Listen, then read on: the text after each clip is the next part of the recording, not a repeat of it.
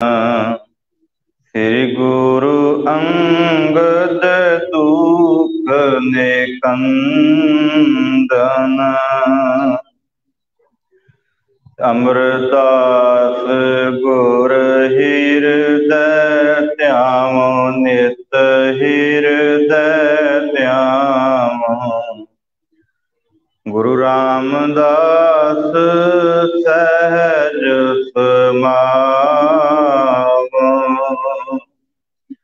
श्री अर्जन बिघनन के नासक बिघनन के नासक। हर गोबिंद सुख समत प्रकाशक। श्री हर राय नमो कर जोरी नमो कर जोरी। श्री हरे कृष्ण मनाए बहोरी। एक बहादुर परम कृपाला वाहिगुरु परम कृपाला। श्री गुरु गोबिंद सिंह बेसाला।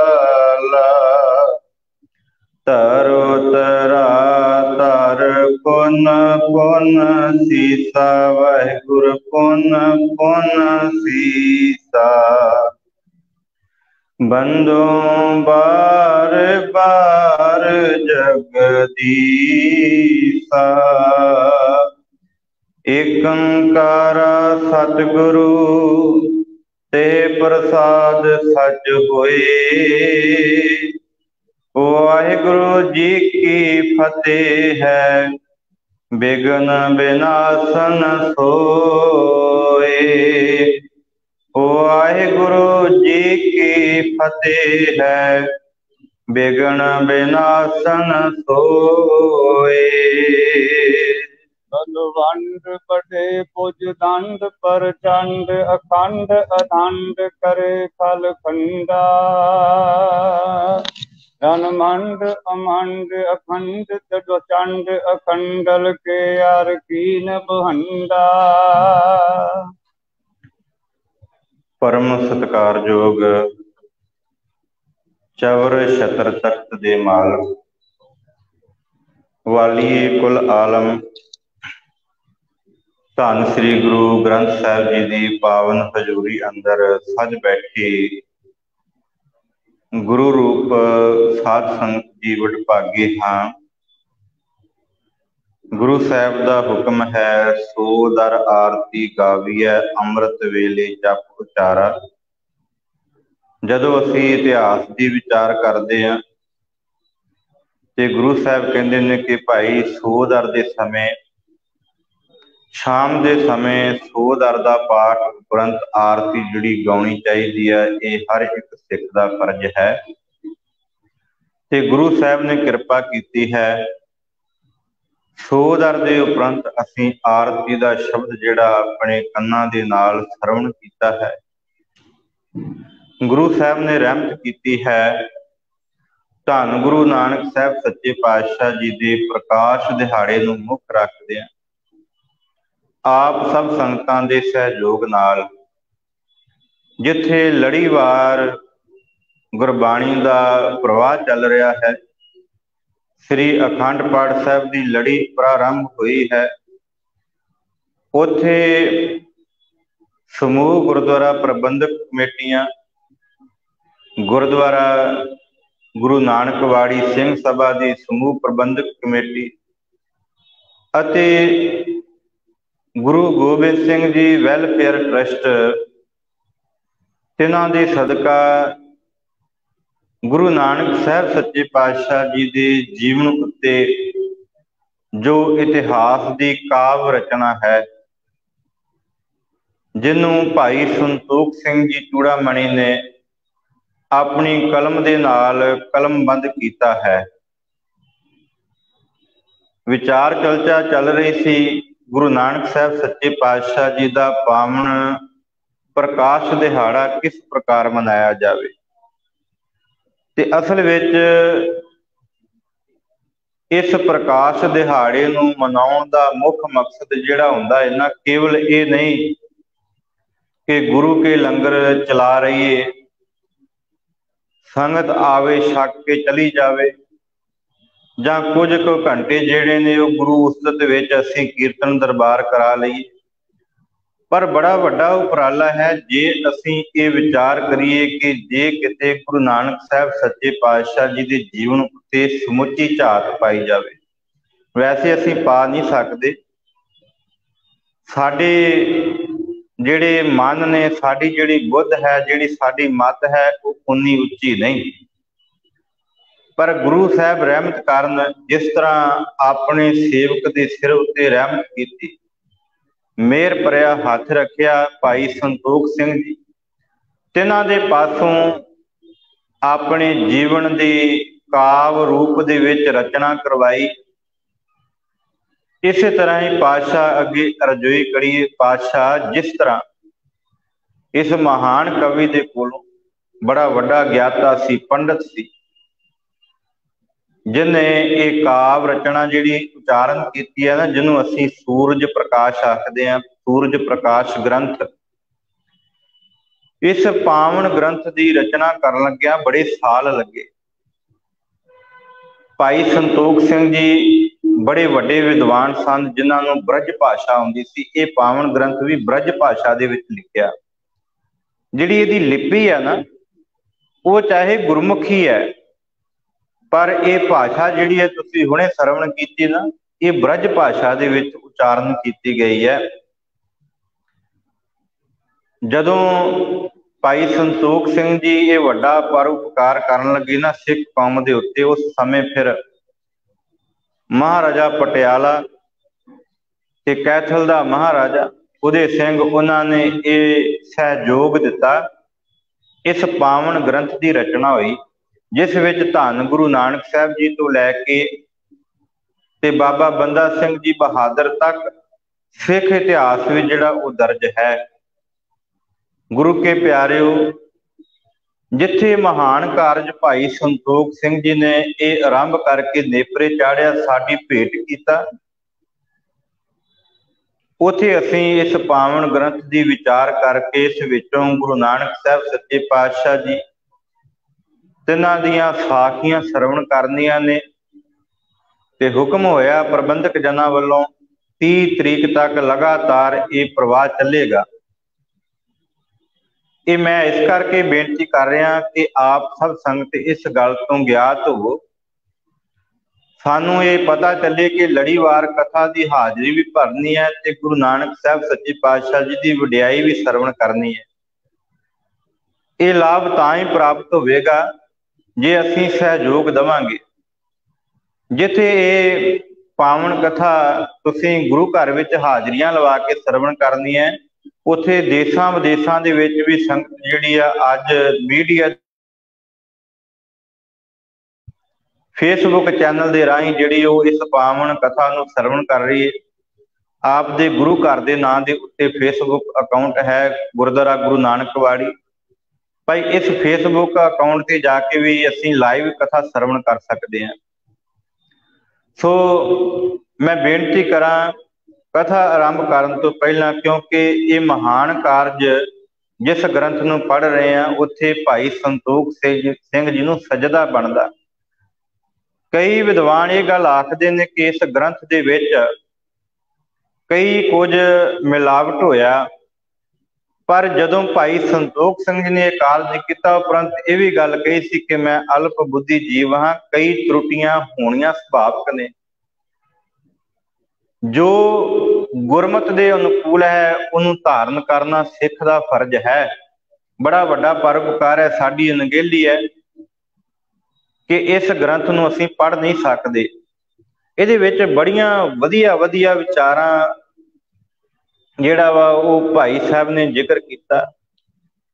हुण जदों असीं इस ग्रंथ नूं पढ़दे हां, जदों इस ग्रंथ नूं विचारदे हां, ते इहदे विच बड़े अलंकार जिहड़े ने भाई साहब ने वरते ने। ਸੈਂਕੜਿਆਂ ਦੇ ਰੂਪ ਵਿੱਚ ਪ੍ਰਮਾਤਮਾ ਨੂੰ ਨਮਸਕਾਰ ਕਰਨ ਲੱਗਿਆ ਨਾ, ਸੈਂਕੜਿਆਂ ਦੇ ਰੂਪ ਵਿੱਚ ਜਿਹੜੇ ਨੇ ਉਹ ਨਾਮ ਵਰਤ ਕੇ ਉਸ ਪ੍ਰਮਾਤਮਾ ਨੂੰ ਵੰਦਨਾ ਕੀਤੀ। ਇਹ ਦੂਜਾ ਭਾਗ ਹੈ ਪੋਥੀ ਦਾ। ਪਹਿਲੇ ਭਾਗ ਦੇ ਵਿੱਚ ਗੁਰੂ ਉਸਤਤ ਦੇ ਵਿੱਚ, ਪ੍ਰਮਾਤਮਾ ਦੀ ਉਸਤਤ ਵਿੱਚ ਭਾਈ ਸੰਤੋਖ ਸਿੰਘ ਨੇ ਇੱਕ ਪੋਥੀ ਪੂਰੀ ਤਿਆਰ ਕਰ ਦਿੱਤੀ। ਪਹਿਲੀ ਪੋਥੀ ਦੇ ਵਿੱਚ ਕੇਵਲ ਪ੍ਰਮਾਤਮਾ ਨੂੰ ਵੰਦਨਾ ਕੀਤੀ। ਕਿੰਨੀ ਭਾਵਨਾ ਹੋਵੇਗੀ। ਇੱਕ ਸਵਈਆ ਆਉਂਦਾ, ਤੁਸੀਂ ਪੜ੍ਹੋਗੇ ਤੇ ਬੜਾ ਅਚਰਜ ਜਿਹਾ ਲੱਗੇਗਾ।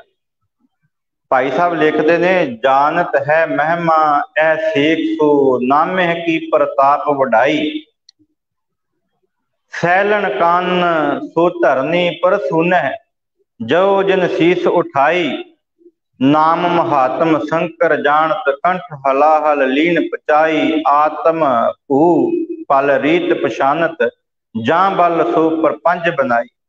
ਇਹ ਸਵਈਆ ਹੈ। ਇਸੇ ਤਰ੍ਹਾਂ ਵੱਖ-ਵੱਖ ਕਾਵ ਰੂਪ ਜਿਹੜੇ ਨੇ ਭਾਈ ਸਾਹਿਬ ਨੇ ਜਿਨ੍ਹਾਂ ਦਾ ਜ਼ਿਕਰ ਕੀਤਾ ਹੈ। ਭਾਈ ਸਾਹਿਬ ਕਹਿੰਦੇ ਨੇ, ਬਾਜੀ ਕਰ ਜੈਸੀ ਬਾਜੀ, ਮਾਇਆ ਕੀ ਕਨਾਤ ਸਾਜੀ, ਪਾਜੀ ਕੋ ਅਪਾਜੀ ਲੱਖ ਤਸ ਬਿਰਖ ਮਾਊ ਹੈ। ਕਿੰਨਾ ਆਨੰਦ ਆਉਂਦਾ ਪੜ੍ਹਨ ਦਾ। ਜੇ ਇਹਦੀ ਵਿਚਾਰ ਹੋ ਜਾਵੇ ਨਾ, ਧਿਆਨ ਦੇ ਨਾਲ ਪੜ੍ਹਿਆ ਜਾਵੇ, ਫਿਰ ਸਮਝ ਵੀ ਆਉਂਦੀ ਹੈ।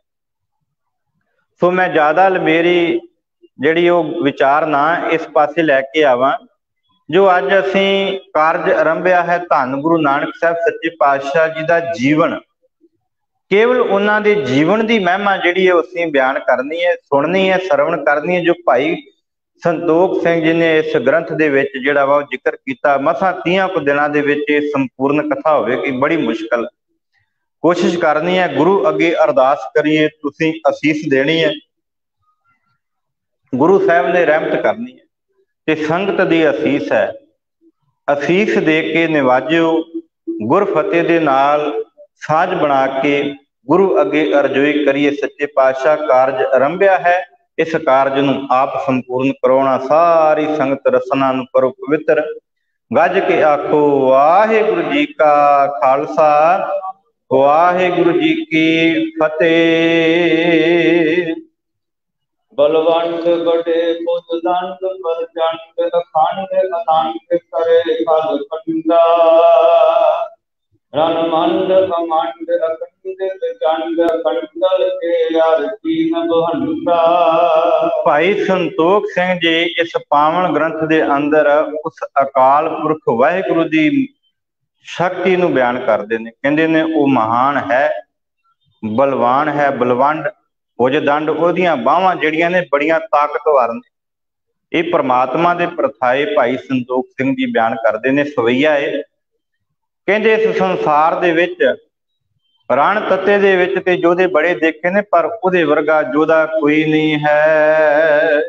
ਹਰ ਹੀਰ ਪਵੰਡੇ ਤੁੰਡੇ ਪੰਡ, ਪਗੇ ਜਸ ਮੰਡਣ ਭਾ ਬ੍ਰਹਮੰਡਾ, ਜਿਤਦਾ ਨਿਤਦਾ ਰਿਤਦਾ ਬੁੱਧਦਾ, ਜੁਗ ਮਨ ਸਹਾਏ ਸਦਾ ਭਵ ਮੰਡਾ।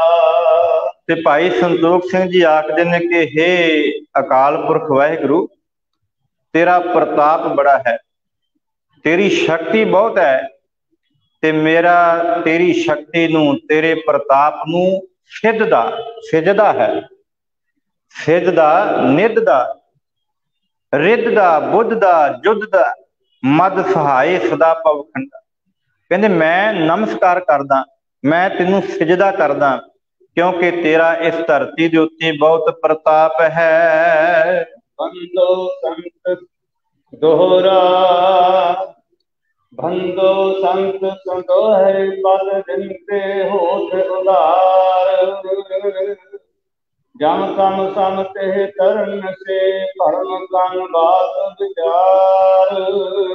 ਇੱਥੇ ਭਾਈ ਸੰਤੋਖ ਸਿੰਘ ਜੀ ਸੰਤਾਂ ਨੂੰ, ਜਿਨ੍ਹਾਂ ਦੀ ਅੱਜ ਕੋਈ ਨਿੰਦਾ ਕਰਦਾ ਨਾ, ਪਰ ਇੱਥੇ ਮੈਂ ਵਿਚਾਰ ਕਰਦਾ ਜਾਵਾਂ, ਜਿਹੜੇ ਉਹਦੇ ਸੰਤ ਹੈ ਨਾ, ਜਿਹੜੇ ਉਹਦੇ ਆਰਾਧਨਾ ਕਰਨ ਵਾਲੇ ਨੇ, ਉਹ ਸੰਤ ਨਹੀਂ ਜਿਨ੍ਹਾਂ ਦੇ ਬੱਗਾ ਕੱਪੜੇ ਕੇਵਲ ਤਨ ਦੇ ਉੱਤੇ ਸਜਾਏ ਹੋਏ ਕੱਪੜੇ ਨਹੀਂ, ਜਿਨ੍ਹਾਂ ਦੇ ਮਨ ਉੱਤੇ ਵੀ ਜਿਹੜਾ ਨਾਮ ਦੀ ਰੰਗਤ ਚੜੀ ਹੈ ਨਾ। ਭਾਈ ਸੰਤੋਖ ਸਿੰਘ ਜੀ ਕਹਿੰਦੇ ਮੈਂ ਉਹਨਾਂ ਸਾਰੇ ਸੰਤਾਂ ਨੂੰ ਚਰਨ ਵੰਦਨਾ ਕਰਦਾ। मैं उन्होंने मत्था टेकदा, क्योंकि उन्हां दे राहीं इस संसार के उत्ते मनुखी जामे का उधार हो जाता है। ते इस धरती के उत्ते उन्हां दे प्रताप सदका, क्योंकि जिहड़ा संत है वो सूरज है, ते जिहड़ा जम है ना, जिहड़ा हनेरा है ना, अज्ञानता, वो जम के बराबर है। ते जिहड़ा ज्ञान का सूरज है संतां दे बराबर है। कोई संत मिल जाए ना ते सामने प्रकाश हो जाता ज्ञान का।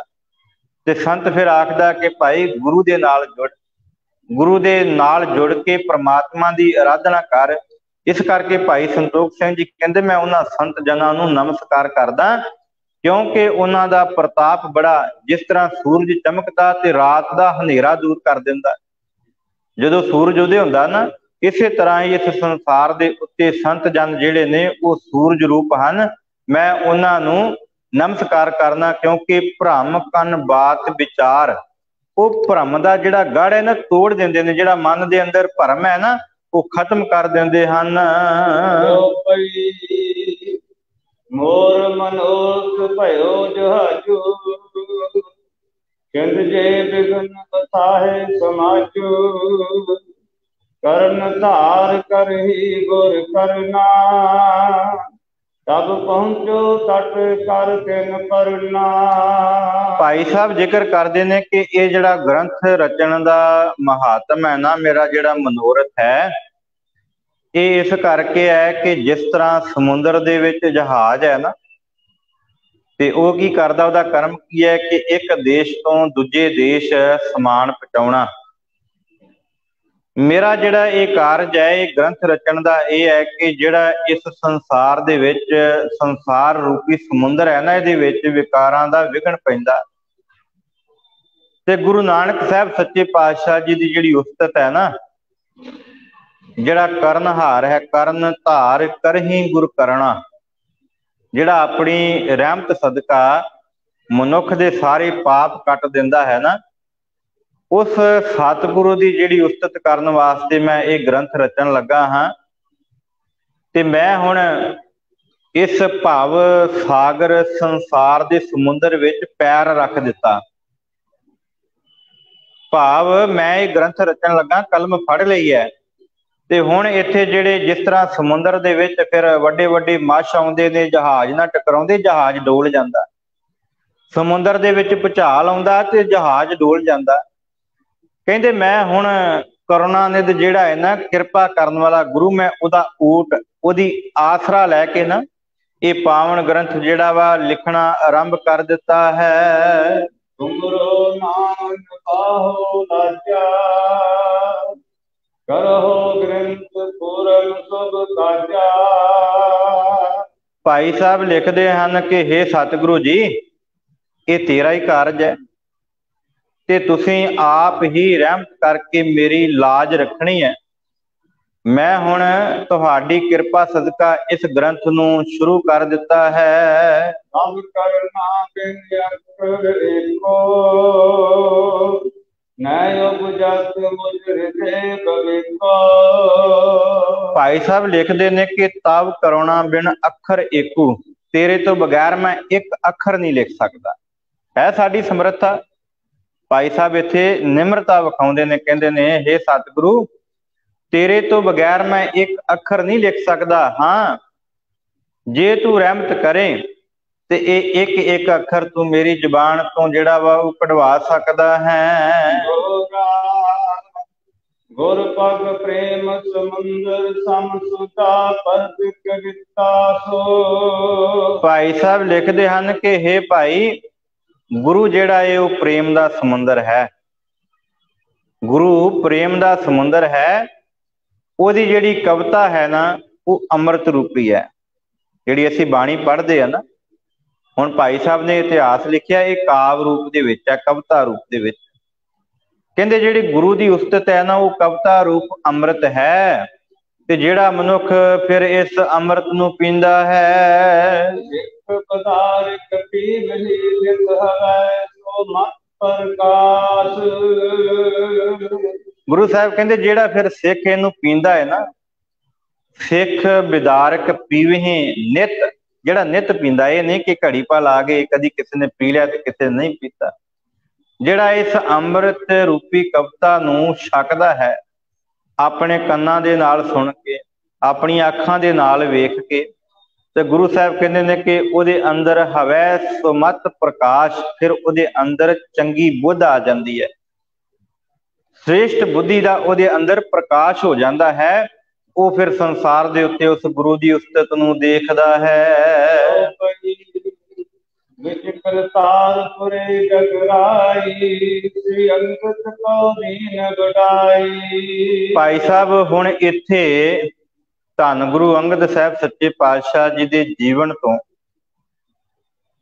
ਜਦੋਂ ਗੁਰੂ ਅੰਗਦ ਸਾਹਿਬ ਸੱਚੇ ਪਾਤਸ਼ਾਹ ਜੀ ਕਰਤਾਰਪੁਰ ਦੀ ਧਰਤੀ ਤੇ ਆਉਂਦੇ ਨੇ, ਤੇ ਕਰਤਾਰਪੁਰ ਦੀ ਧਰਤੀ ਤੋਂ ਫਿਰ ਸਤਿਗੁਰੂ ਜੀ ਇਹਨੂੰ, ਜਦੋਂ ਗੁਰੂ ਅੰਗਦ ਸਾਹਿਬ ਸੱਚੇ ਪਾਤਸ਼ਾਹ ਜੀ ਨੂੰ ਗੁਰਤਾ ਗੱਦੀ ਦਿੰਦੇ ਨੇ, ਭਾਈ ਸਾਹਿਬ ਫਿਰ ਲਿਖਦੇ ਨੇ ਕਿ ਵਿੱਚ ਕਰਤਾਰਪੁਰੇ ਜਗਰਾਈ, ਜਗਤ ਦੇ ਪਾਤਸ਼ਾਹ ਧੰਨ ਗੁਰੂ ਨਾਨਕ ਸਾਹਿਬ ਸੱਚੇ ਪਾਤਸ਼ਾਹ ਜੀ ਕਰਤਾਰਪੁਰ ਦੀ ਧਰਤੀ ਉੱਤੇ ਸ੍ਰੀ ਅੰਗਦ ਕੋ ਦੀਨ ਬੜਾਈ, ਬੜਾਈ ਕਹਿੰਦੇ ਨੇ ਸੋਭਾ, ਧੰਨ ਸ੍ਰੀ ਗੁਰੂ ਅੰਗਦ ਸਾਹਿਬ ਸੱਚੇ ਪਾਤਸ਼ਾਹ ਜੀ ਨੂੰ ਇਸ ਕਰਤਾਰਪੁਰ ਦੀ ਧਰਤੀ ਤੇ ਗੁਰਿਆਈ ਰੂਪੀ ਸੋਭਾ ਦਿੱਤੀ ਹੈ। ਆਪਨ ਕੀਨ ਸਚਖੰਡ ਪਿਆਨਾ, ਜੋਤ ਰੂਪ ਬਿਦ ਤਨ ਪਰ ਜਾਨਾ। ਹੁਣ ਇੱਥੇ ਵਿਚਾਰਨਯੋਗ ਹੈ, ਆਪ ਸੰਗਤਾਂ ਦੇ ਮਨ ਵਿੱਚ ਇਹ ਸ਼ੰਕਾ ਹੋਵੇਗਾ ਕਿ ਭਾਈ ਸਾਹਿਬ ਗੁਰੂ ਅੰਗਦ ਸਾਹਿਬ ਸੱਚੇ ਪਾਤਸ਼ਾਹ ਜੀ ਤੋਂ ਸ਼ੁਰੂ ਕਰ ਰਹੇ ਨੇ। ਨਹੀਂ, ਇਹ ਜਿਹੜਾ ਕਾਵ ਰੂਪ ਹੈ ਨਾ, ਧੰਨ ਗੁਰੂ ਅੰਗਦ ਸਾਹਿਬ ਸੱਚੇ ਪਾਤਸ਼ਾਹ ਜੀ ਨੇ ਭਾਈ ਬਾਲੇ ਦੇ ਮੁਖਾਰਬਿੰਦ ਤੋਂ ਕਢਵਾਇਆ ਹੈ। ਅੱਗੇ ਇਹ ਕਰੈਕਟਰ ਆਉਣਾ ਭਾਈ ਬਾਲਾ, ਭਾਈ ਬਾਲਾ ਸੰਦੂਰਵਾਚ, ਭਾਵ ਭਾਈ ਬਾਲਾ ਜੀ ਜਿਹੜੇ ਨੇ ਉਹ ਧੰਨ ਗੁਰੂ ਅੰਗਦ ਸਾਹਿਬ ਸੱਚੇ ਪਾਤਸ਼ਾਹ ਜੀ ਨੂੰ ਗੁਰੂ ਨਾਨਕ ਸਾਹਿਬ ਸੱਚੇ ਪਾਤਸ਼ਾਹ ਜੀ ਦੀ ਉਸਤਤ ਦੱਸ ਰਹੇ ਨੇ। ਤੇ ਭਾਈ ਸੰਤੋਖ ਸਿੰਘ ਜੀ ਪਹਿਲਾਂ ਇਹ ਡਿਟੇਲ ਦੇ ਰਹੇ ਨੇ ਕਿ ਗੁਰੂ ਅੰਗਦ ਸਾਹਿਬ ਸੱਚੇ ਪਾਤਸ਼ਾਹ ਜੀ ਨੂੰ ਕਰਤਾਰਪੁਰ ਦੀ ਧਰਤੀ ਤੇ ਗੁਰਿਆਈ ਮਿਲੀ ਹੈ। ਉਪਰੰਤ ਗੁਰੂ ਨਾਨਕ ਸਾਹਿਬ ਸੱਚੇ ਪਾਤਸ਼ਾਹ ਜੀ ਸੱਚਖੰਡ ਪਿਆਨਾ ਕਰ ਗਏ। ਆਪਨ ਕੀਨ ਸੱਚਖੰਡ ਪਿਆਨਾ, ਜੋਤ ਰੂਪ ਬਿਬ ਤਨ ਪਲਟਾਨਾ। ਤੇ ਜਿਹੜੀ ਜੋਤ ਸੀ ਨਾ, ਉਹ ਧੰਨ ਗੁਰੂ ਅੰਗਦ ਸਾਹਿਬ ਸੱਚੇ ਪਾਤਸ਼ਾਹ ਜੀ ਦੇ ਹਿਰਦੇ ਦੇ ਵਿੱਚ ਟਕਾ ਗਏ। ਆਪ ਜੋਤੀ ਜੋਤ ਸਮਾ ਗਏ ਨੇ, ਤੇ ਜਿਹੜੀ ਜੋਤ ਹੈ ਧੰਨ ਗੁਰੂ ਅੰਗਦ ਸਾਹਿਬ ਸੱਚੇ ਪਾਤਸ਼ਾਹ ਜੀ ਦੇ ਹਿਰਦੇ ਵਿੱਚ ਟਕਾ ਗਏ ਹਨ। ਜਿਉ ਅਦਪਤ ਇਕ ਕੋਸਿ ਤਜ ਕੈ, ਵੈਸੇ ਸਭਾ ਦੁਤੀਆ ਤਨ ਸਜ ਕੈ। ਭਾਈ ਸਾਹਿਬ ਕਹਿੰਦੇ ਨੇ ਕਿ ਕਿਸ ਤਰ੍ਹਾਂ, ਕਹਿੰਦੇ ਜਿਸ ਤਰ੍ਹਾਂ ਇੱਕ ਰਾਜਾ ਆਪਣੀ ਪੁਸ਼ਾਕ ਉਤਾਰਦਾ ਹੈ ਤੇ ਦੂਜੀ ਪੁਸ਼ਾਕ ਪਹਿਨ ਲੈਂਦਾ ਹੈ। ਇੱਕ ਰਾਜਾ ਧਰਤੀ ਤੋਂ ਚਲਾ ਜਾਂਦਾ, ਉਹਦੀ ਮੌਤ ਹੋ ਜਾਂਦੀ ਹੈ। ਜਿਉਂ ਅਦਪਤ, ਅਦਪਤ ਦਾ ਭਾਵ ਅਰਥ ਹੈ ਬਾਦਸ਼ਾਹ, ਜਿਹੜਾ ਧਰਤੀ ਦਾ ਬਾਦਸ਼ਾਹ ਹੈ, ਧਰਤੀ ਦੇ ਉੱਤੇ ਜਿਹੜਾ ਰਾਜ ਕਰ ਰਿਹਾ। ਕਹਿੰਦੇ ਜਦੋਂ ਮਰਦਾ ਨਾ, ਫਿਰ ਉਹਦੀ ਪੁਸ਼ਾਕ ਦੂਜਾ ਰਾਜਾ ਪਹਿਨ ਲੈਂਦਾ, ਉਹਦਾ ਪੁੱਤਰ ਪਹਿਨ ਲੈਂਦਾ, ਜਾਂ ਜਿਹਨੇ ਉਹਨੂੰ ਮਾਰ ਕੇ ਉਹਦਾ ਰਾਜ ਭਾਗ ਹੋਇਆ ਉਹ ਪਹਿਨ ਲੈਂਦਾ। ਪਰ ਇੱਥੇ ਕਹਿੰਦੇ ਨੇ ਕਿ ਜਿਸ ਤਰ੍ਹਾਂ ਗੁਰੂ ਨਾਨਕ ਸਾਹਿਬ ਸੱਚੇ ਪਾਤਸ਼ਾਹ ਜੀ ਨਾ ਕਿਰਪਾਲੂ ਦਾਤਾ ਨੇ, ਵੇਖੋ ਰਾਜਾ ਜਿਹੜਾ ਬਾਦਸ਼ਾਹ ਨਾ, ਉਹ ਕਿਸੇ ਦੀ ਪੁਸ਼ਾਕ ਖੋਹ ਕੇ ਪਾਉਂਦਾ ਜਾਂ ਉਹਦਾ ਪੁੱਤਰ ਧਾਰਨ ਕਰਦਾ। ਇੱਥੇ ਧੰਨ ਗੁਰੂ ਨਾਨਕ ਸਾਹਿਬ ਸੱਚੇ ਪਾਤਸ਼ਾਹ ਜੀ ਨੇ ਆਪਣੇ ਤਨ ਨੂੰ ਜਿਹੜਾ ਛੱਡ ਦਿੱਤਾ, ਪਰ ਮਨ ਰੂਪੀ ਜਿਹੜੀ ਜੋਤ ਰੂਪੀ ਜਿਹੜੀ ਪੁਸ਼ਾਕ ਹੈ ਧੰਨ ਗੁਰੂ ਅੰਗਦ ਸਾਹਿਬ ਸੱਚੇ ਪਾਤਸ਼ਾਹ ਜੀ ਦੇ ਤਨ ਵਿੱਚ ਟਿਕਾ ਦਿੱਤੀ। ਜਿਸ ਤਰ੍ਹਾਂ ਇੱਕ ਬਾਦਸ਼ਾਹ ਆਪਣੇ ਸਰੀਰ ਉੱਤੋਂ ਚੋਲਾ ਲਾਉਂਦਾ, ਇਸ ਤਰ੍ਹਾਂ ਗੁਰੂ ਨਾਨਕ ਸਾਹਿਬ ਸੱਚੇ ਪਾਤਸ਼ਾਹ ਜੀ ਨੇ ਜੋਤ ਉੱਤੋਂ ਚੋਲਾ ਲਾ ਕੇ ਪਰੇ ਰੱਖ ਦਿੱਤਾ, ਤੇ ਭਾਈ ਲਹਿਣੇ ਦੇ ਅੰਦਰ ਜਿਹੜੀ ਹੈ ਇਹ ਜੋਤ ਟਿਕਾ ਕੇ ਉਹਨਾਂ ਨੂੰ ਗੁਰੂ ਅੰਗਦ ਬਣਾ ਦਿੱਤਾ।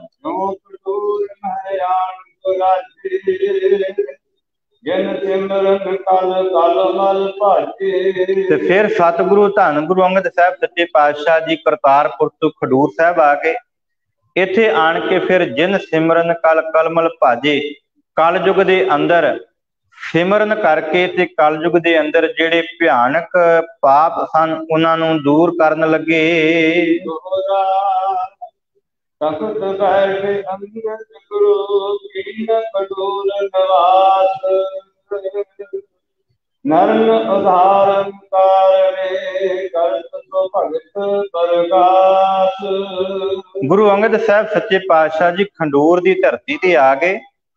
ਇੱਥੇ ਆਣ ਕੇ ਉਹਨਾਂ ਨੇ ਫਿਰ ਆਪਣਾ ਨਿਵਾਸ ਕੀਤਾ, ਕਿਉਂਕਿ ਗੁਰੂ ਨਾਨਕ ਸਾਹਿਬ ਸੱਚੇ ਪਾਤਸ਼ਾਹ ਜੀ ਨੇ ਹੁਕਮ ਕੀਤਾ ਸੀ ਨਵਾਂ ਨਗਰ ਵਸਾਉਣਾ ਤੇ ਨਵੇਂ ਨਗਰ ਦੇ ਵਿੱਚ ਜਾ ਕੇ ਜਿਹੜਾ ਵਾ ਉਹ ਧਰਮ ਦਾ ਪ੍ਰਚਾਰ ਕਰਨਾ। ਇੱਥੇ ਗੁਰੂ ਅੰਗਦ ਸਾਹਿਬ ਸੱਚੇ ਪਾਤਸ਼ਾਹ ਜੀ ਫਿਰ ਇੱਕ ਕੋਠੜੀ ਵਿੱਚ ਬਹਿ ਕੇ ਭਾਈ ਸਾਹਿਬ ਇਹ ਜ਼ਿਕਰ ਕਰਦੇ ਨੇ, ਸਿਮਰਨ ਕਰਨ ਲੱਗੇ ਤੇ ਸਿਮਰਨ ਕਰਕੇ ਭਗਤੀ ਦਾ ਜਿਹੜਾ ਪ੍ਰਕਾਸ਼ ਹੈ ਉਹ ਫੈਲਾਉਣ ਲੱਗੇ ਹਨ। ਇੱਕ ਬਾਸਰ ਆਸਨ ਕਾਸ ਅਸੀਮ ਸੋ, ਧਿਆਨ ਵਿਖੇ ਗੁਰ ਅੰਗਦ ਹੋਏ। ਗੁਰੂ ਨਾਨਕ ਕੇ ਪਦ ਪੰਕਜ ਲੀਨ, ਨਿਰੰਤਰ ਮੁਦ ਲੋਚਨ ਕੋਏ।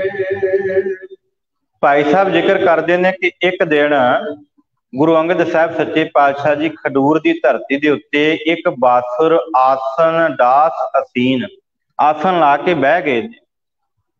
ਸੋ ਧਿਆਨ ਵਿਖੇ ਗੁਰ ਅੰਗਦ ਹੋਏ। ਫਿਰ ਧਿਆਨ ਧਰ ਲਿਆ ਕਿਹਦਾ ਜੀ? ਧੰਨ ਗੁਰੂ ਨਾਨਕ ਸਾਹਿਬ ਸੱਚੇ ਪਾਤਸ਼ਾਹ ਜੀ ਦਾ। ਗੁਰੂ ਨਾਨਕ ਕੇ ਪਦ ਪੰਕਜ ਲੀਨ, ਉਹਨਾਂ ਦੇ ਚਰਨਾਂ ਉੱਤੇ ਆਪਣੀ ਜਿਹੜੀ ਨਿਗਾਹ ਟਿਕਾ ਲਈ, ਉਹਨਾਂ ਦੇ ਚਰਨਾਂ ਵਿੱਚ ਲੀਨ ਹੋ ਗਏ ਤੇ ਨਿਰੰਤਰ ਆਪਣੀਆਂ ਫਿਰ ਅੱਖਾਂ ਜਿਹੜੀਆਂ ਮੂੰਦ ਲਈਆਂ, ਬੰਦ ਕਰ ਲਈਆਂ ਹਨ। ਪੁਨ ਜੋ ਉਪਜੀ ਔਰ ਬੀਚ ਵਿਚਾਰ, ਸੋ ਕਿੰਕਰ ਕੇ ਪਰਮ ਸਾਜਿਬ ਹੋਏ। ਪਰਮੇਸ਼ਰ ਸ੍ਰੀ ਗੁਰੂ ਨਾਨਕ ਸੋ ਜਿਨ ਭੇਦ ਨਾਮ ਮਤ ਤਰੰਗੇ ਤੋਏ। ਭਾਈ ਸਾਹਿਬ ਲਿਖਦੇ ਨੇ ਕਿ ਪੁੰਨ ਜੋ ਉਪਜੀ ਔਰ ਬੀਚ ਵਿਚਾਰ, ਉਹਨਾਂ ਦੇ ਮਨ ਵਿੱਚ ਫਿਰ ਇੱਕ ਵਿਚਾਰ ਉਪਜੀ। ਸੋ ਕਿੰਕਰ ਕੇ ਪਰਮ ਜਾਮ ਬਿਗੋਏ। ਗੁਰੂ ਸਾਹਿਬ ਧੰਨ ਗੁਰੂ ਨਾਨਕ ਸਾਹਿਬ ਸੱਚੇ ਪਾਤਸ਼ਾਹ ਜੀ ਇਸ ਧਰਤੀ ਦੇ ਉੱਤੇ ਕਿਸ ਤਰ੍ਹਾਂ ਜਿਹੜੇ ਭਰਮ ਦੇ ਵਿੱਚ ਪਏ ਹੋਏ ਲੋਕ ਸਨ ਉਹਨਾਂ ਦਾ ਭੁਲੇਖਾ ਕੱਢਿਆ। ਮਨ ਵਿੱਚ ਸੋਚਦੇ ਨੇ ਗੁਰੂ ਅੰਗਦ ਸਾਹਿਬ ਸੱਚੇ ਪਾਤਸ਼ਾਹ ਜੀ। ਮੈਂ ਫਿਰ ਆਪ ਜੀ ਦੇ ਨਾਲ ਵਿਚਾਰ ਸਾਂਝੀ ਕਰਾਂ ਕਿ ਭਾਈ ਸਾਹਿਬ ਧੰਨ ਗੁਰੂ ਨਾਨਕ ਸਾਹਿਬ ਸੱਚੇ ਪਾਤਸ਼ਾਹ ਜੀ ਦੀ ਜੋਤੀ ਜੋਤ ਸਮਾਉਣ ਤੇ ਧੰਨ ਗੁਰੂ ਅੰਗਦ ਸਾਹਿਬ ਸੱਚੇ ਪਾਤਸ਼ਾਹ ਜੀ ਨੂੰ ਗੁਰਿਆਈ, ਉਸ ਤੋਂ ਬਾਅਦ ਖਡੂਰ ਵਿੱਚ ਲੈ ਕੇ ਆਏ ਨੇ ਤੇ ਖਡੂਰ ਸਾਹਿਬ ਦੇ ਵਿੱਚ ਧੰਨ ਗੁਰੂ ਅੰਗਦ ਸਾਹਿਬ ਸੱਚੇ ਪਾਤਸ਼ਾਹ ਜੀ ਬਿਰਾਜੇ ਨੇ ਤੇ ਆਪਣਾ ਜਿਹੜਾ ਮਨ ਹੈ ਨਾ ਉਹ ਗੁਰੂ ਨਾਨਕ ਦੇ ਚਰਨਾਂ ਵਿੱਚ ਟਿਕਾ ਲਿਆ ਤੇ ਸਿਮਰਨ ਕਰਦੇ ਪਏ ਨੇ। ਫਿਰ ਮਨ ਦੇ ਵਿੱਚ ਇਹ ਭਾਵਨਾ ਆਈ ਕਿ ਗੁਰੂ ਨਾਨਕ ਸਾਹਿਬ ਸੱਚੇ ਪਾਤਸ਼ਾਹ ਜੀ, ਮੈਂ ਤੇ ਕਾਫੀ ਉਮਰ ਬਾਅਦ ਆਇਆ ਗੁਰੂ ਨਾਨਕ ਜੀ ਦੇ ਚਰਨਾਂ ਵਿੱਚ। ਬਚਪਨ ਵਿੱਚ ਜਿਹੜਾ ਵਾ ਉਹਨਾਂ ਦਾ ਜੀਵਨ ਕਿਸ ਤਰ੍ਹਾਂ ਦਾ ਹੋਵੇਗਾ, ਉਹਨਾਂ ਨੇ ਕਿੱਕਰ ਆਪਣੇ ਮਿੱਤਰਾਂ ਦੇ ਨਾਲ ਬਾਲ ਖੇਡਾਂ ਕੀਤੀਆਂ, ਕਿਸ ਤਰ੍ਹਾਂ ਉਹਨਾਂ ਨੇ ਬਾਲ ਖੇਡਾਂ ਦੇ ਵਿੱਚ ਬੱਚਿਆਂ ਨੂੰ ਪ੍ਰਮਾਤਮਾ ਦੇ ਨਾਮ ਦੇ ਨਾਲ ਜੋੜਿਆ, ਕਿਸ ਤਰ੍ਹਾਂ ਸੱਚਾ ਸੌਦਾ ਕੀਤਾ, ਇਹ ਮਨ ਦੇ ਵਿੱਚ ਵਿਚਾਰ ਚੱਲ ਰਹੀ ਹੈ। ਤੇ ਭਾਈ ਸਾਹਿਬ ਕਹਿੰਦੇ ਨੇ ਕਿ ਪਰਮੇਸ਼ਰ ਸ੍ਰੀ ਗੁਰੂ ਨਾਨਕ ਸੋਜਨ ਭੇਦ ਨਾ ਮੱਧ ਤਰੰਗੇ ਹੋਏ। ਕਹਿੰਦੇ ਇਸ ਸੰਸਾਰ ਦੇ ਉੱਤੇ ਧੰਨ ਗੁਰੂ ਨਾਨਕ ਸਾਹਿਬ ਸੱਚੇ ਪਾਤਸ਼ਾਹ ਜੀ ਆਪ ਪਰਮੇਸ਼ਰ, ਆਪ ਨਾਰਾਇਣ, ਕਲਾ ਧਾਰ ਜਗ ਮੈਂ ਪਰਵਰੇ ਹੋ। ਉਹ ਪਰਮੇਸ਼ਰ ਆਪ ਗੁਰੂ ਨਾਨਕ ਦੇ ਰੂਪ ਵਿੱਚ ਆਏ ਸਨ। ਉਹਨਾਂ ਦਾ ਜੀਵਨ ਕੈਸਾ ਹੋਵੇਗਾ? ਚਿਤ ਪ੍ਰੀਤ ਕੀ ਰੀਤ ਚਿਤੇ ਨਿਤਹੀ, ਭਵ ਮੈਂ ਭਵ ਸ੍ਰੀ ਗੁਰ ਗੋਬਿੰਦ ਲੀਨਾ। ਪੁਨ ਬਾਲ ਜਵਾ ਕੇ ਗੁਲਾਸ ਦਿਓ, ਇਤਿਹਾਸ ਕਹੇ ਸਿੱਖ ਕੋਲ ਪਰਵੀਨਾ। ਹੁਣ ਚਿੱਤ ਵਿੱਚ ਪ੍ਰੀਤੀ ਬਣਾ ਕੇ ਤੇ ਰੋਜ਼ਾਨਾ ਹੀ ਮਨ ਵਿੱਚ ਸੋਚਦੇ ਨੇ ਕਿ ਧੰਨ ਗੁਰੂ ਨਾਨਕ ਸਾਹਿਬ ਸੱਚੇ ਪਾਤਸ਼ਾਹ ਜੀ ਇਸ ਸੰਸਾਰ ਵਿੱਚ ਕਿਸ ਤਰ੍ਹਾਂ ਉਹਨਾਂ ਨੇ ਜਨਮ ਲਿਆ, ਫਿਰ ਉਹਨਾਂ ਦੀ ਬਾਲ ਅਵਸਥਾ, ਪੁੰਨ ਬਾਲ ਜੁਵਾ ਕੇ, ਫਿਰ ਉਹਨਾਂ ਦੇ ਜਿਹੜੇ ਜਵਾਨੀ ਵੇਲੇ ਮਿੱਤਰ ਸਨ ਉਹਨਾਂ ਨੇ ਕਿਸ ਤਰ੍ਹਾਂ ਇਹ ਕੌਤਕ ਕੀਤੇ, ਕਿੰਨੇ ਕੁ ਉਹਨਾਂ ਦੇ ਸਿੱਖ ਬਣੇ, ਇਹ ਮਨ ਵਿੱਚ ਸੋਚਦੇ ਹਨ। ਸਭ ਦੇਸ਼ ਵਿਦੇਸ਼ ਕੋ ਰਟਨੋ ਕਟਨੋ ਕੁੰਡਲੰਗ ਕਟ ਧੰਮ ਜੋਗੀਨੋ। ਜਿਤ ਚਿੰਤਤ ਦੇਸ਼ ਅਚਿੰਤਤ ਤਾਜੋ, ਬੈਠ ਕੰਤ ਗੁਰੂ ਰਸ ਪੀਨੋ। ਭਾਈ ਸਾਹਿਬ ਜ਼ਿਕਰ ਕਰਦੇ ਨੇ ਕਿਉਂਕਿ ਇਹ ਬ੍ਰਜ ਭਾਸ਼ਾ ਹੈ ਤੇ ਆਪ ਜੀ ਦੀ ਸਮਝ ਵਿੱਚ ਥੋੜਾ ਥੋੜਾ ਜਦੋਂ ਅਸੀਂ ਇੱਕ ਇੱਕ ਪੌੜੀ ਚੜਾਂਗੇ ਨਾ ਫਿਰ ਆਨੰਦ ਆਵੇਗਾ। ਥੋੜਾ ਜਿਹਾ ਇਹਦਾ ਜਿਹੜਾ ਉਚਾਰਨ ਸ਼ੈਲੀ ਹੈ ਉਹ ਵੀ ਬੜਾ ਤਰੀਕਾ ਇਹਨੂੰ ਉਚਾਰਨ ਦਾ। ਹੌਲੀ ਹੌਲੀ ਭਾਈ ਸਾਹਿਬ ਇਹਨੂੰ ਉਚਾਰਨ ਦਾ ਵੀ ਤਰੀਕਾ ਸਿੱਖ ਜਾਣਗੇ, 1-2 ਦਿਨ ਲੱਗਣਗੇ। ਭਾਈ ਸਾਹਿਬ ਜ਼ਿਕਰ ਕਰਦੇ ਨੇ ਇੱਥੇ ਕਿ ਇਸ ਸੰਸਾਰ ਦੇ ਉੱਤੇ ਜਦੋਂ ਪਖੰਡੀ ਦੇਸਾਂ ਵਿਦੇਸਾਂ ਦੀਆਂ ਯਾਤਰਾ ਦੇ ਉੱਤੇ ਨਿਕਲਦੇ ਸਨ, ਸਭ ਦੇਸ ਵਿਦੇਸਨ ਕੋ ਰਟਣੋਂ ਰੱਟਦੇ ਸਨ, ਦੇਸ਼ ਨੂੰ ਪੈਰਾਂ ਦੇ ਨਾਲ ਨੱਪਦੇ ਸਨ। ਕਟਨੋਂ ਕੁਟਲ ਵੱਡ ਦੰਭ ਜਦੋਂ ਕੀਨੋ, ਕਹਿੰਦੇ ਗੁਰੂ ਨਾਨਕ ਸਾਹਿਬ ਸੱਚੇ ਪਾਤਸ਼ਾਹ ਜੀ ਨੇ ਆਪਣੇ ਜੀਵਨ ਕਾਲ ਦੇ ਵਿੱਚ ਕਿਸ ਤਰ੍ਹਾਂ ਇਹਨਾਂ ਦੱਬੀਆਂ ਦਾ ਅਹੰਕਾਰ ਤੋੜਿਆ ਹੋਵੇਗਾ। ਜਿਹੜਾ 4 ਦਿਸ਼ਾਵਾਂ ਦੇ ਵਿੱਚ ਜਾ ਕੇ ਇਹਨਾਂ ਨੇ ਧਰਮ ਦਾ ਪ੍ਰਚਾਰ ਕੀਤਾ, ਇਹ ਕਿਸ ਤਰ੍ਹਾਂ ਕੀਤਾ ਹੋਵੇਗਾ। ਇਹ ਸਾਰਾ ਮਨ ਦੇ ਵਿੱਚ ਖਿਆਲ ਹੈ ਤੇ ਮਨ ਦੇ ਵਿੱਚ ਇਹ ਚਿੰਤਾ ਹੈ ਕਿ ਹੈ ਕੋਈ ਐਸਾ ਜਿਹੜਾ ਮੈਨੂੰ ਧੰਨ ਗੁਰੂ ਨਾਨਕ ਸਾਹਿਬ ਸੱਚੇ ਪਾਤਸ਼ਾਹ ਜੀ ਦੇ ਬਾਰੇ ਦੱਸੇ। ਦੋਹਰਾ ਸ੍ਰੀ ਗੁਰ ਪਰ ਸਰਬੱਗ ਗੁਰ ਡਰ ਹਰ ਹਰ ਗੁਰ ਦੀਨ, ਪੜ੍ਹੇ ਸੁਣੇ ਸਿੱਖ ਹੋਏ ਗਤ ਹਿਰਦੇ ਮਨੋਰਥ ਕੀਨ। ਹੁਣ ਮਨ ਦੇ ਵਿੱਚ ਧੰਨ ਗੁਰੂ ਅੰਗਦ ਸਾਹਿਬ ਸੱਚੇ ਪਾਤਸ਼ਾਹ ਜੀ ਸੋਚਦੇ ਨੇ ਕਿ ਗੁਰੂ ਅੰਤਰਜਾਮੀ ਹੈ, ਸਭ ਤੋਂ ਸ੍ਰੇਸ਼ਟ ਹੈ ਧੰਨ ਗੁਰੂ ਨਾਨਕ ਸਾਹਿਬ ਸੱਚੇ ਪਾਤਸ਼ਾਹ ਜੀ। ਜਿਹੜਾ ਸਿੱਖ ਉਹਦਾ ਸਿਮਰਨ ਕਰਦਾ ਉਹਦਾ ਇਸ ਕਲਯੁਗ ਦੇ ਵਿੱਚ ਉਧਾਰ ਹੋ ਜਾਂਦਾ। ਤੇ ਮੇਰੇ ਮਨ ਦੀ ਜਿਹੜੀ ਮਨਸ਼ਾ ਹੈ ਇਹ ਵੀ ਗੁਰੂ ਨਾਨਕ ਸਾਹਿਬ ਸੱਚੇ ਪਾਤਸ਼ਾਹ ਜੀ ਨੇ ਆਪ ਪੂਰੀ ਕਰਨੀ ਹੈ। ਜਿਹੜਾ ਮੇਰੇ ਮਨ ਦੀ ਮਨੋਰਥ ਹੈ ਨਾ, ਪੜ੍ਹੇ ਸੁਣੇ ਸਿੱਖ ਹੋਏ ਗਤ, ਜਿਹੜਾ ਪੜ੍ਹਦਾ ਹੈ ਸੁਣਦਾ ਹੈ ਉਹਦੀ ਗਤੀ ਹੋ ਜਾਂਦੀ ਹੈ। ਹਿਰਦੇ ਮਨੋਰਥ ਕਿਨ, ਮੇਰੇ ਮਨ ਦਾ ਜਿਹੜਾ ਮਨੋਰਥ ਹੈ, ਜਿਹੜੇ ਮੇਰੇ ਮਨ ਦੀ ਆਸਾ ਹੈ ਉਹ ਵੀ ਸਤਿਗੁਰੂ ਜੀ ਆਪ ਪੂਰੀ ਕਰਨਗੇ। ਹੁਤ ਬਾਲੇ ਸੰਤੂ ਸੋ ਵਿਚਾਰਾ, ਸ੍ਰੀ ਨਾਨਕ ਤੇ ਹਰਿ ਅਵਤਾਰਾ। ਨਿਜ ਅਸਥਾਨ ਸੋ ਕੀਨ ਕੌਣ ਬਿਠਾਇਓ, ਕਿਸ ਦਰਸ਼ਨ ਜਿਰਿਆ ਲਲਕਾਇਓ। ਭਾਈ ਸਾਹਿਬ ਇੱਥੇ ਹੁਣ ਅਗਲੀ ਸਾਖੀ ਨਾਲ ਸ਼ੁਰੂ ਕਰ ਦਿੰਦੇ ਨੇ ਕਿ ਇੱਕ ਪਾਸੇ ਗੁਰੂ ਅੰਗਦ ਸਾਹਿਬ ਸੱਚੇ ਪਾਤਸ਼ਾਹ ਜੀ ਇਹ ਸੋਚ ਰਹੇ ਨੇ। ਇਹ ਤੁਸੀਂ ਲੜੀਵਾਰ ਇਤਿਹਾਸ ਸਰਵਣ ਕਰ ਰਹੇ ਜੇ। ਭਾਈ ਸੰਤੋਖ ਸਿੰਘ ਜੀ ਨੇ ਇੱਕ ਘੜੀ ਇੱਕ ਪਲ ਇੱਥੇ ਜ਼ਿਕਰ ਕੀਤਾ। ਵੇਖੋ ਗੁਰੂ ਨਾਨਕ ਸਾਹਿਬ ਜੀ ਦੀ ਗੱਦੀ ਤੇ ਬੈਠੇ ਨੇ ਗੁਰੂ ਅੰਗਦ ਸਾਹਿਬ ਸੱਚੇ ਪਾਤਸ਼ਾਹ ਜੀ, ਉਹ ਕੀ ਸੋਚਦੇ ਨੇ। ਉਧਰੋਂ ਭਾਈ ਬਾਲਾ ਜੀ, ਭਾਈ ਸੰਤੋਖ ਸਿੰਘ ਜੀ ਲਿਖਦੇ ਨੇ ਕਿ ਉਹ ਮਨ ਵਿੱਚ ਸੋਚਦੇ ਨੇ, ਜਿਹੜਾ ਸੰਧੂ ਗੋਤਰ ਦੇ ਵਿੱਚੋਂ ਆ ਭਾਈ ਬਾਲਾ, ਉਤ ਬਾਲੇ ਸੰਧੂ ਸੋ ਵਿਚਾਰਾ, ਮਨ ਵਿੱਚ ਵਿਚਾਰ ਕੀਤੀ ਸ੍ਰੀ ਨਾਨਕ ਪੇ ਹਰ ਅਵਤਾਰਾ, ਸ੍ਰੀ ਗੁਰੂ ਨਾਨਕ ਸਾਹਿਬ ਸੱਚੇ ਪਾਤਸ਼ਾਹ ਜੀ ਹਰੀ ਦੇ ਅਵਤਾਰ ਹੋਏ ਨੇ। ਨਿਜ ਅਸਥਾਨ ਸੋ ਕੌਣ ਬਿਠਾਇਓ, ਸੰਸਾਰ ਤੋਂ ਚਲੇ ਗਏ ਨੇ, ਉਹਨਾਂ ਦੇ ਸਥਾਨ ਉੱਤੇ ਕੌਣ ਬੈਠਾ ਹੈ। ਤੇ ਤਿਸ ਦਰਸ਼ਨ ਜਿਜਰਾ ਲਲਚਾਇਓ, ਫਿਰ ਮਨ ਦੇ ਅੰਦਰ ਉਹ ਬੇਬਲਤਾ ਪ੍ਰਗਟੀ ਕਿ ਮੈਂ ਉਸ ਗੁਰੂ ਦੇ ਦਰਸ਼ਨ ਕਰਕੇ ਆਵਾਂ ਜਿਹੜਾ ਉਹਦੀ ਗੱਦੀ ਤੇ ਬੈਠਾ ਹੈ। ਬਹੁ ਨਰ ਮੈਂ ਬੋਲਿਓ ਇਮ ਬਾਲਾ, ਇੱਕ ਸਿੱਖ ਬਚ ਭਾਗਿਓ ਤੇ ਕਾਲਾ। ਇਸ ਤਰ੍ਹਾਂ ਜਦੋਂ ਭਾਈ ਬਾਲੇ ਦੇ ਮਨ ਦੇ ਵਿੱਚ ਆਇਆ ਤੇ ਫਿਰ ਇੱਕ ਲਾਗੇ ਸਿੱਖ ਜਿਹੜਾ ਵਾ, ਇੱਕ ਸਿੱਖ ਬਚ ਭਾਖਿਓ, ਇੱਕ ਸਿੱਖ ਜਿਹੜਾ ਵਾ ਆਪਣੇ ਬਚਨ ਬੋਲਦਾ ਹੈ। ਤੇ ਨਾਮੋ ਗੁਰਤਾ ਚਿਤ ਭਇਓ ਅਭਿਰਾਮ।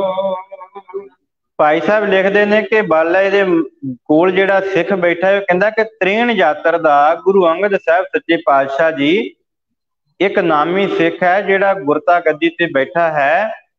ਉਹ ਇਸ ਸੰਸਾਰ ਦੇ ਉੱਤੇ ਧੰਨ ਗੁਰੂ ਨਾਨਕ ਸਾਹਿਬ ਸੱਚੇ ਪਾਤਸ਼ਾਹ ਜੀ ਦਾ ਵਾਰਸ ਕਹਿਲਾਉਂਦਾ ਹੈ। ਸੁਰਤ ਸੁਣ ਬਾਲੇ ਬਾਤ ਭਇਓ ਪੁਲ ਘਾਤ ਘਾਟ, ਅੰਗ ਨਾ ਸਮਾਤ ਚਲਿਓ ਤਹਾਂ ਤਬ ਧਾਈ ਕੈ। ਭਾਈ ਸਾਹਿਬ ਲਿਖਦੇ ਨੇ ਕਿ ਇਹ ਕੰਨ ਦੇ ਨਾਲ ਹੁਣ ਬਾਲੇ ਨੇ ਸੁਣ ਲਿਆ ਕਿ ਗੁਰੂ ਨਾਨਕ ਸਾਹਿਬ ਸੱਚੇ ਪਾਤਸ਼ਾਹ ਜੀ ਦੀ ਪਾਵਨ ਗੱਦੀ ਦੇ ਉੱਤੇ ਧੰਨ ਗੁਰੂ ਅੰਗਦ ਸਾਹਿਬ ਸੱਚੇ ਪਾਤਸ਼ਾਹ ਜੀ ਬੈਠੇ ਨੇ। ਹੁਣ ਤੁਸੀਂ ਆਏ ਜੇ ਬੜੇ ਪਿਆਰ ਦੇ ਨਾਲ ਕਿ ਅੱਜ ਕਥਾ ਸ਼ੁਰੂ ਹੋਣੀ ਹੈ ਧੰਨ ਗੁਰੂ ਨਾਨਕ ਸਾਹਿਬ ਸੱਚੇ ਪਾਤਸ਼ਾਹ ਜੀ ਦੇ ਜੀਵਨ ਦੀ। ਜੇ ਤੁਹਾਡੇ ਮਨ ਦੇ ਅੰਦਰ ਸ਼ਰਧਾ ਆਈ, ਪਿਆਰ ਆਇਆ, ਤੇ ਤੁਸੀਂ ਸਾਰੇ ਜੁੜ ਕੇ ਬੈਠ ਕੇ। ਇਸੇ ਤਰ੍ਹਾਂ ਬਾਲੇ ਦੇ ਮਨ ਵਿੱਚ ਆਇਆ ਕਿ ਮੈਂ ਕਿਉਂ ਨਾ ਹੁਣ उस गुरु के दर्शन करके आवां जिहड़ा इस संसार दे उत्ते सारियां दी पालना करता है। हुण एक एक रोम जिहड़ा है, एक एक जिहड़ा अंग है, वो गुरु नानक दे चरनां विच जुड़ के ते गुरु अंगद साहिब नूं ध्याउण लगा है। कातिक दिवस पुन्यो आए सो दीदार कीनो, करी कर बंद अब बंद शीश नायक। हुण कतक दी पुन्निया आई है ते उस समय भाई संतोख सिंह जी लिखते हैं कि धन गुरु अंगद साहब सच्चे पातशाह जी के दर्शन करने वास्ते भाई बाला खडूर की धरती ते पहुंच चुका है। सफल कियो बैठियो सुख मान गुर आए सो को पाए की वेख्या है कि गद्दी उत्ते बैठे ने धन गुरु अंगद साहब सच्चे पातशाह जी नमस्कार कीती है ते नमस्कार करके फिर मगन होके गुरु के चरणों में अखां मीट लिया ते गुरु के चरणों में आन के ध्यान जोड़ लिया है। करतार को चार कै बूझत पुन कितहु ते आए तुम दीजिए सुनाए कै। कुछ समा भाई बाला गुरु अंगद साहब सच्चे पातशाह जी के चरणों में बैठा है, उपदेश सुनिया। गुरु अंगद साहब सच्चे पातशाह जी ने अखां खोलियां ते सत करतार कह के जिहड़ा वा वो नमस्कार कीती ते नमस्कार करके फिर अपने मुख तो धन गुरु अंगद साहब सच्चे पातशाह जी ने पुकारिया कि आप कित्थों आए जी, कित्थों ते आए तुम दीजिए सुनाए कि हे पुरखा तू कित्थों आया है ते कित्थे जाना है, तू की करन आया है। हुण अगे जिहड़ी वो साखी आरंभ होनी है। भाई बाले ने गुरु अंगद साहब सच्चे पातशाह जी नूं दसना है कि मैं गुरु नानक साहब सच्चे पातशाह जी का सिख हाँ, मैं तुहाडे दर्शन करने वास्ते आया। गुरु अंगद साहब सच्चे पातशाह जी नूं फिर चाह जिहड़ा चढ़ जाना। फिर उन्होंने पूछना है इस साखी के अनुसार, क्योंकि समय की समाप्ति है। तो जदों भाई बाले नूं गुरु अंगद साहब सच्चे पातशाह जी ने पूछना है, भाई बाले ने आखना कि ये जिहड़े गुरु नानक साहब सच्चे पातशाह जी सन ना, ये मेरे तो 3 को वरे वड्डे सन। 3 को वरियां दी आजो मेरे तो लंबेरी सी। मैं वो कहते कदों तक तुसीं इन्हां दे चरनां नाल जुड़े, कहते मैं बचपन तो ही इन्हां दे चरनां नाल जुड़िया। मैं गुरु नानक दा ही सिख हाँ ते गुरु नानक दे हर कौतुक नूं मैं जानदा हाँ। ते भाई इस संसार दे उत्ते गुरु अंगद साहब सच्चे पातशाह जी निहाल हो गए। वो जदों निहाल होए ते फिर इस संसार दे उत्ते भाई बाला गुरु नानक साहब सच्चे पातशाह जी दे चरनां विच नमस्कार करके ते फिर गुरु नानक साहब सच्चे पातशाह जी दी साखी आरंभ करदे ने। कल तो असी अगलेरे जिहड़े छंद ने, दोहरे ने, सवैये ने, उन्हां दी विचार करांगे। इसे तरह लड़ीवार चलेगी विचार। मैं आप जी नूं फिर बेनती करां, ये लड़ीवार विचार 30 नवंबर तक जिहड़ी वो चलेगी गुरु नानक साहब सच्चे पातशाह जी दे प्रकाश पुरब तक। ते 30 दिनां च असीं केवल धन गुरु नानक साहब सच्चे पातशाह जी दा जिहड़ा जीवन है, बचपन, जवानी, जिहड़े उन्होंने प्रचारक दौरे किए, कोशिश है कि वध तो वध आप जी दे नाल साझे किए जाण। बड़ा वड्डा उपराला है, पर आप सब संगतां दे सहयोग नाल। मन विच डरना नहीं, बड़े मन दे डर ने भी करोना आ गया किते मौत ना हो जावे। पर तुसीं बाहर जाके वेखियो रेहड़ियां दे उत्ते गोल गप्पे, बर्गर, न्यूडल, कई प्रकार के भोजन खाण वास्ते लैणां लगियां ने। पर एक गुरु दा दर है जिथे जन्म मरण दुख जाए, जन्म मरण दुख जाए, जिथे जन्म ते मरण दा दुख खत्म हो जाता। उथों ही डर लग पे भी संगत विच बैठिया सानू करोना हो जाऊगा, गुरु दा लंगर छकन लग्या करोना हो जाऊगा।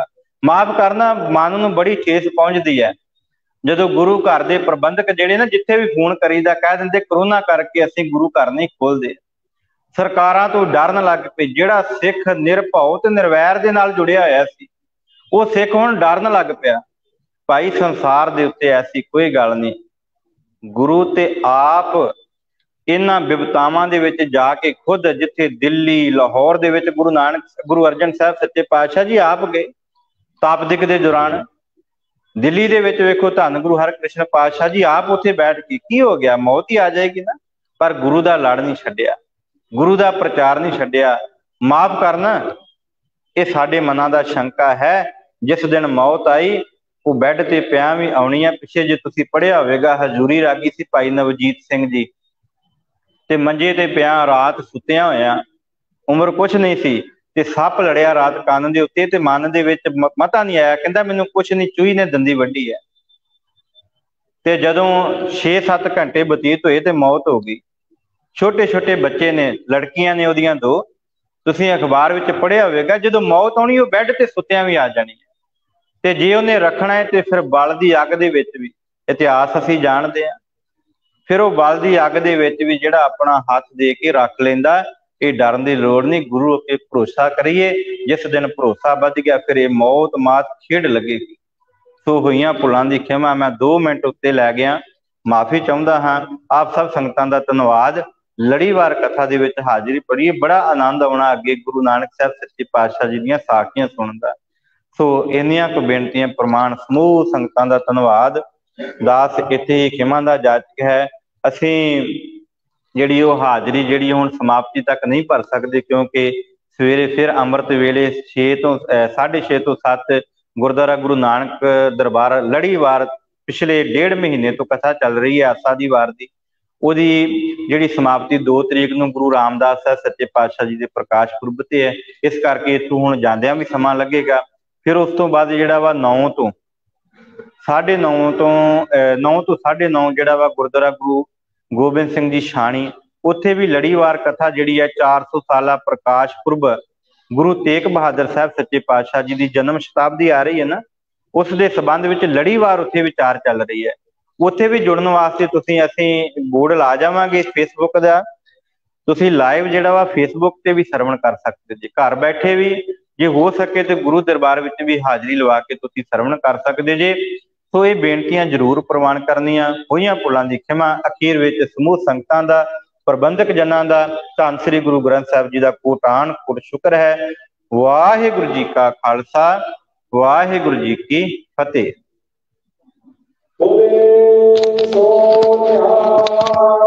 ਮਹਾਰਾਜ